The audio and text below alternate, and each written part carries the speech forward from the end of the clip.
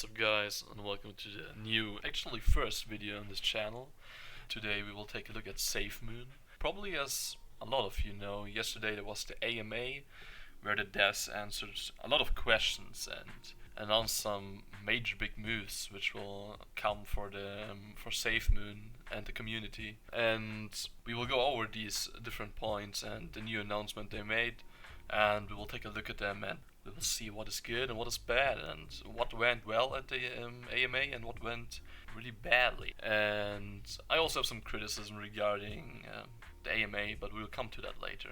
So first of all, this is pretty cool actually. Safemoon already announced that like a while ago that they are trying to work with Africa, that they are trying to implement Safemoon in Africa, that they are trying to, well, essentially help the people there and also help the governments there to develop infrastructure, develop banking systems which are reliable and actually work. What they also mentioned in the AMA, which is true, a lot of people in Africa don't have access to banks, mainly because of the infrastructure.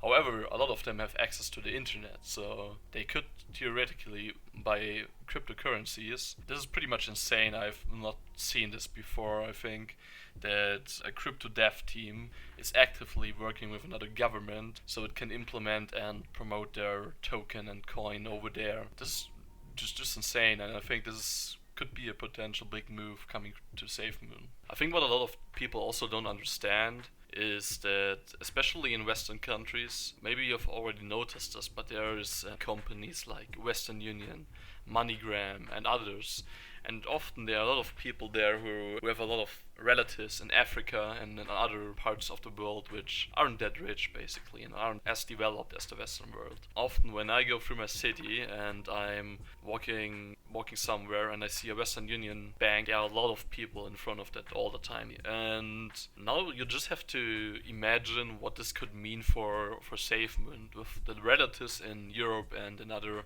Western countries sending their money to Africa, but instead they will maybe even send Safemoon now. I mean, sure, Gambia isn't like a big country, has like 2.5 million inhabitants, which is kind of ironic because pretty close to the current amount of holders of Safemoon, so it's pretty interesting. I'm curious what will happen there actually, but this is a potential new ground for Safemoon to grow on, and yeah, we will have to see. However, what is I think more important in the short term is the Safemoon Wallet. They've announced that they will start the Safemoon Wallet with a card. It will also include Apple Pay, so it will have Apple Pay adoption to your Safemoon Wallet. I think a lot of people didn't realize this because, as a lot of you have probably seen, right after the AMA, the Safemoon essentially dipped, and that's what has been happening a lot with a lot of cryptocurrencies, a lot of new cryptos, other tokens, that after big announcements they will often just dip because people are either expecting too much or they're not satisfied with what they're getting from AMAs or talk shows or whatever. Yeah, I think people probably have like too high standards from time to time. So that might be the reason for it. However, Apple Pay is insane. I think what a lot of people don't realize is with Apple Pay, you can then run to every business and pay with Safemoon. That is theoretically possible in the future. And I think this implementation of the Safemoon Wallet and the potential card will have a lot of short-term effects on the currency when people will realize how big of a market opportunity this actually is. I think a lot of people don't realize that. It's gonna be interesting. However, we also have to criticize what kind of happened at the AMA.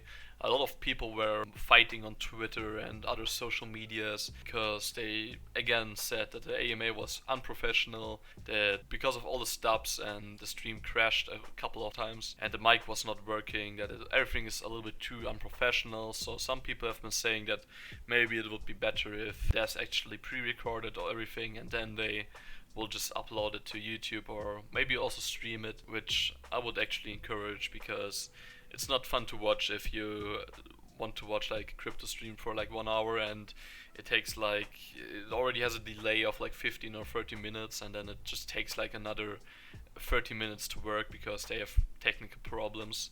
So that's just kind of annoying. So I would actually encourage if they like would start pre-recording their AMAs. The last two topics of today will be whale watching and the burn report.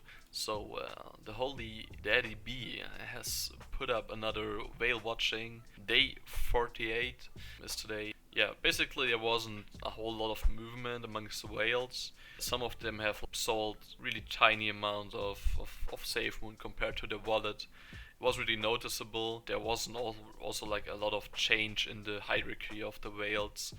Yeah, so the whales have been holding on to the coins while some other people panic sold yesterday at the evening because many were just disappointed.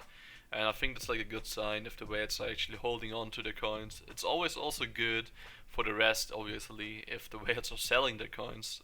Not only because they get redistributed, but also because you will transfer the power the whales have down to the more general holding community. That is pretty good actually. So the last thing we want to talk about today is the burn report. So in the last 24 hours, approximately 114 billion tokens were burned. That increased the total amount of tokens burned by 0.03%, which isn't actually a lot. We have been seeing a lot of other days where tokens like in the hundreds of billions were burned, and actually that was quite normal. And often we would see that 500 billion tokens would be burned up to like 1 trillion tokens, which is insane because it's actively reducing the amount of tokens in supply very rapidly, and now it's apparently slowing down even though a lot of people panic sold.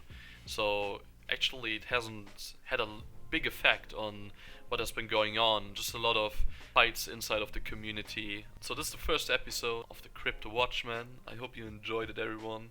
I will see you guys again probably tomorrow or in 2 days. I would appreciate if you leave a like and maybe also subscribe to the channel. And I hope you guys have a great start into this week, and I'm gonna see you soon.